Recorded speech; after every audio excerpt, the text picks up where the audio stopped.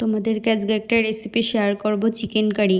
কিছুটা পরিমাণ মতো আদা রসুন নিয়ে নেব, দুটো বড় বড় পেঁয়াজ নিয়ে নেব, কিছুটা পরিমাণ মতন শুকনো লঙ্কা নিয়ে নেব, তোমরা চাইলে কাঁচা লঙ্কাও নিতে পারো। এটাকে ভালো করে পেস্ট করে নিয়ে নেব। এরপরে কড়াইতে তেল গরম করতে বসিয়ে দিয়েছি।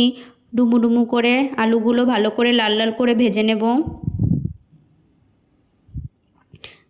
লাল লাল করে ভেজে তুলে রাখবো।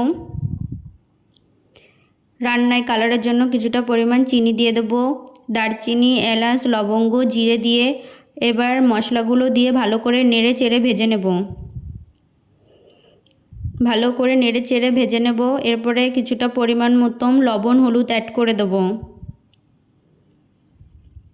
আবার ভালো করে নেড়ে চেড়ে ভেজে নেব। এরপরে ধুয়ে রাখা চিকেনগুলো দিয়ে ভালো করে ভেজে নেব।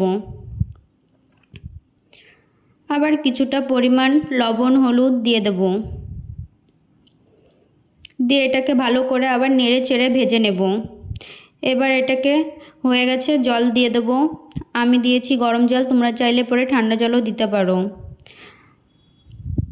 আর ডুমু ডুমু করে কেটে রাখা আলুগুলো এবার দিয়ে দেব ভেজে রাখা।